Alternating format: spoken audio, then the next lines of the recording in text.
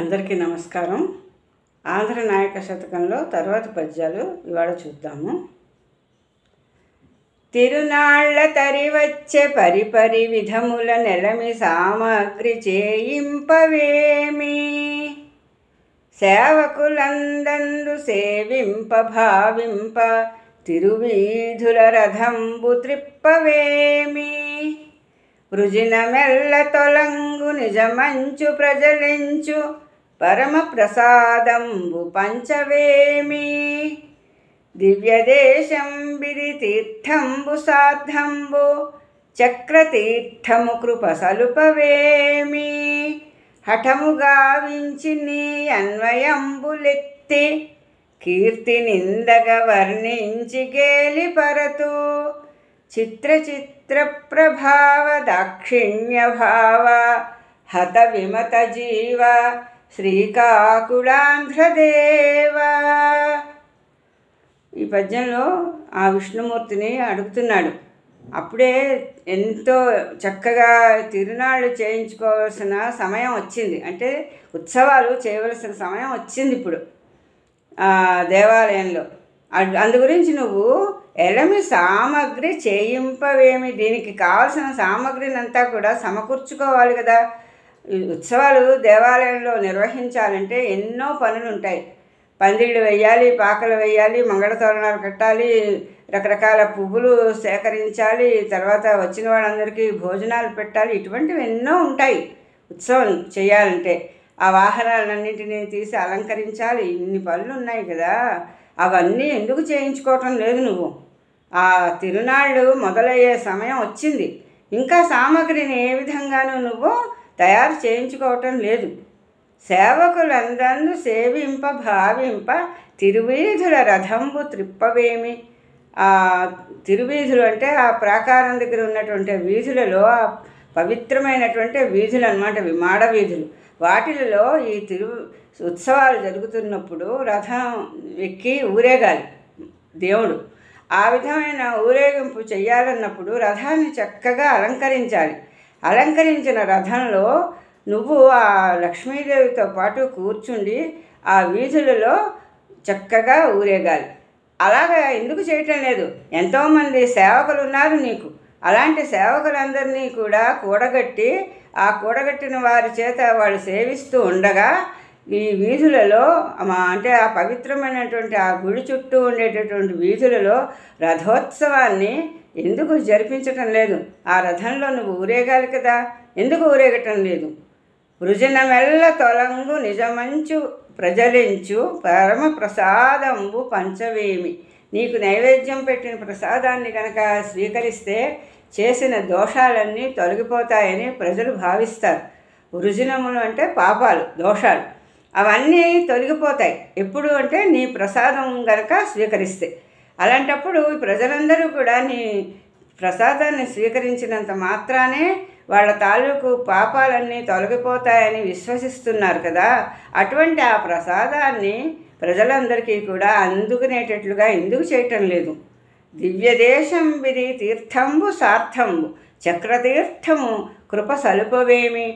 దేవాలయం దగ్గర ఉన్నటువంటి పుష్కరిణిలో స్నానం చేస్తే పరమ పాపాలన్నీ కూడా పటాపంచలైపోతాయి. అటువంటి తీర్థం అది, స్నానం చేసేటటువంటి ప్రదేశం.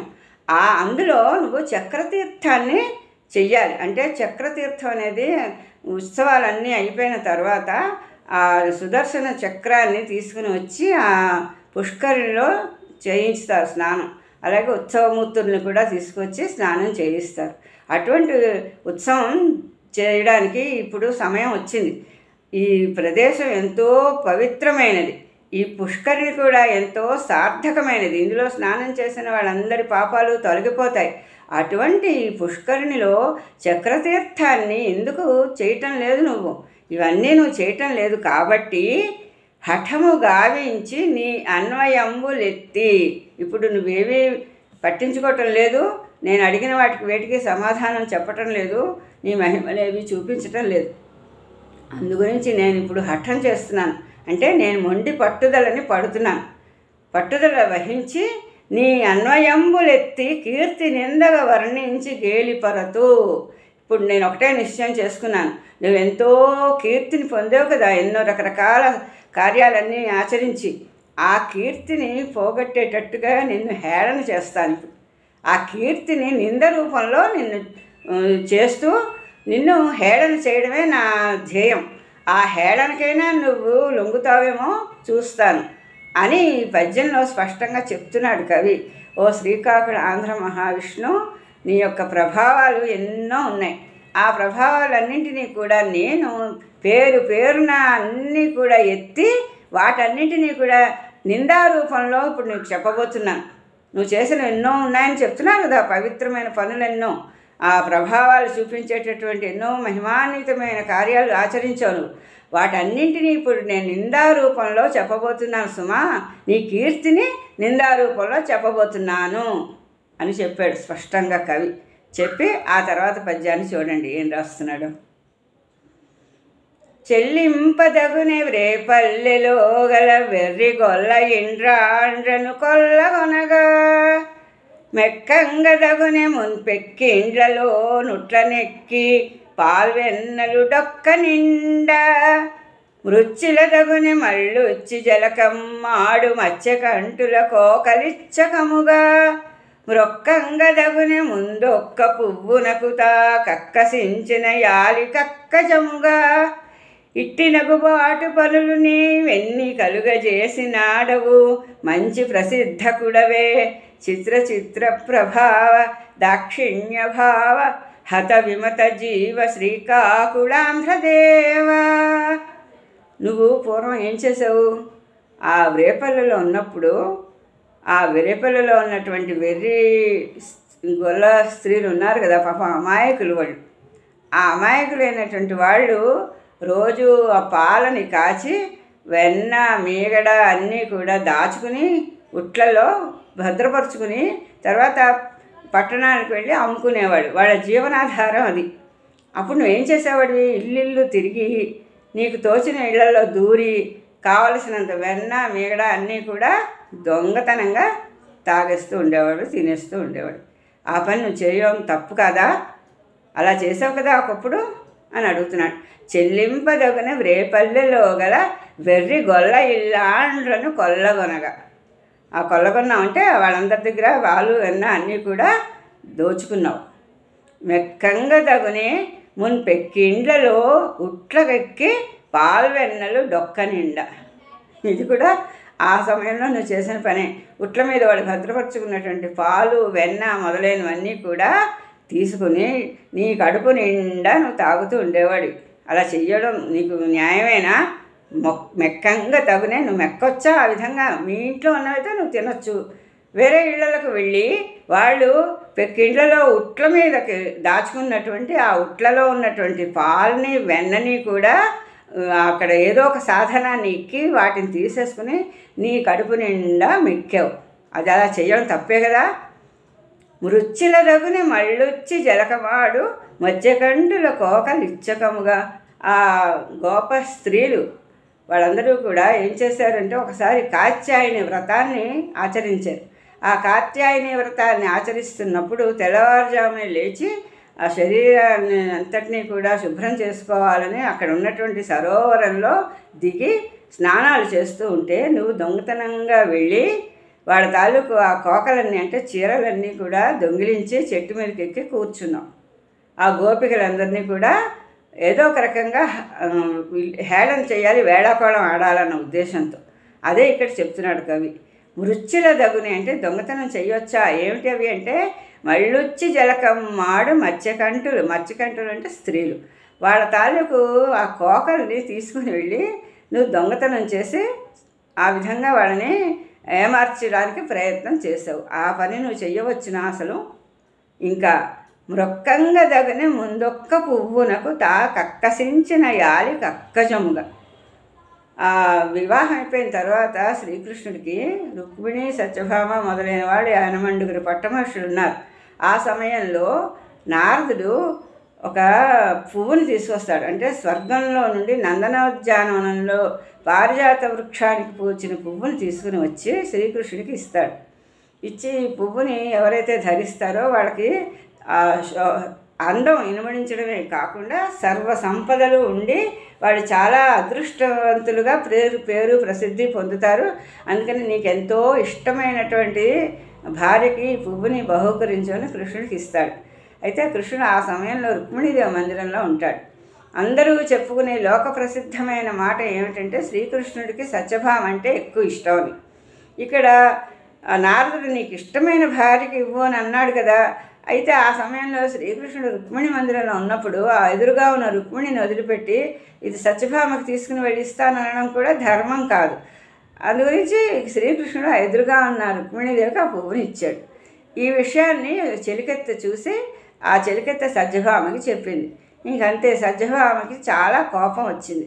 శ్రీకృష్ణుడు తను గీచిన గీటు దాటడు అని నమ్మకం సత్యభామకి. అటువంటిది తనని ఏమాత్రం పట్టించుకోకుండా రుక్మిణికి ఆ పువ్వుని ఇచ్చాడని కోపం వచ్చి అలక గృహంలో ప్రవేశించింది. ఆ అలిగినటువంటి ఆమెని ప్రసన్నురాలిని చేసుకోవడానికి శ్రీకృష్ణుడు వెళ్ళి ఎన్నో విధాల బ్రతిమాలి చివరికి దాసుడి తప్పు దండంతో సరి అంటూ ఆమెకి మొక్కబోయాడు. ఆ మొక్కబోయినప్పుడు ఏం చేసింది, ఆమె కాలు కొంచెం ఇటు అటు కదపడంలో కిరీటానికి తగిలి కిరీటం కిందకి దొరికిపోయింది. అయినా శ్రీకృష్ణుడు కోపం తెచ్చుకోకుండా ఆమెను బుజ్జగించి అనునయించి పువ్వెందుకు నీకు ఏకంగా చెట్టునే తెచ్చి పెడతాను నీ పెరట్లో అని ఆమెను సమాధానపరిచాడు. ఇది కథ. ఆ కథని ఇక్కడ ఈ కవి చెప్తున్నాడు అనమాట. మ్రొక్కంగా దగునే ముందొక్క పువ్వునకు తా కక్కసించిన ఆలికి అక్కజముగా. ఒక పువ్వు కోసం ఆమె ఎంతో కోపగించింది నీ మీద, నీ ఆలి అంటే నీ భార్య అంటే సత్యభామ. ఆమెకి నువ్వు ఎంతో ఆశ్చర్యకరంగా ఎవరూ చెయ్యని పనది.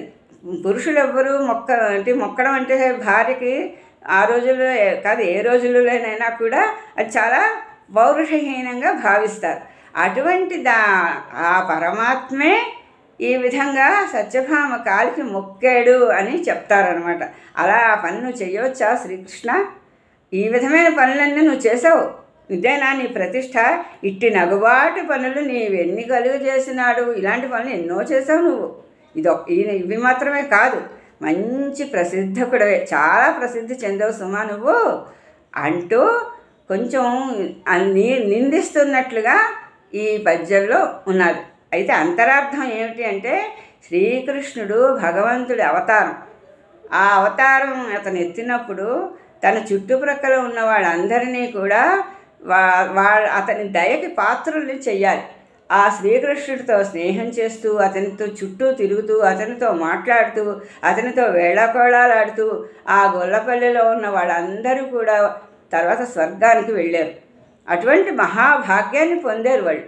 శ్రీకృష్ణుడు వాళ్ళ ఇంటికి వచ్చి బాల్యక్రీడలన్నీ చేశాడు.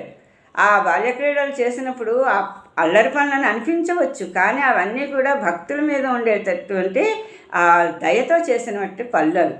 ఆ పనుల్ని ఇతను వేలెత్తి చూపిస్తున్నట్లుగా చెప్తూ ముందే చెప్పాడు కదా, నీ పనులన్నింటినీ నేను నిందాపూర్వకంగా చెప్తాను సుమా నీ గురించి అని ముందే చెప్పుకున్నాడు. అందు గురించి ఆ పనులన్నీ ఇప్పుడు ఒకసారి వర్ణించి చెప్తున్నాడు అనమాట. ఈ విధంగానే తర్వాత పద్యాలలో కూడా ఇంకా శ్రీకృష్ణుడు శ్రీరామావతారం ఎత్తినప్పుడు భగవంతుడు చేసినటువంటి లీలలన్నీ కూడా ఈ కవి చెప్తూ ఉంటాడనమాట. ఈ విధమైనటువంటి వ్యాజస్థుతి అంటారు ఈ అలంకారాన్ని. భగవంతుడి గురించి ప్రేమతో మాట్లాడుతున్నట్లు లేకుండా కోపంగా హేళనగా మాట్లాడుతున్నట్లు ఉంటుంది, కానీ ఆ భగవంతుడి లీలలన్నింటినీ కూడా స్మరించుకోవడం అన్నమాట ఇందులో పరమార్థం. ఈ రోజుకి ముగిస్తాను, మళ్ళీ రేపు కలుసుకుందాము. అంతవరకు సెలవు. నమస్కారం.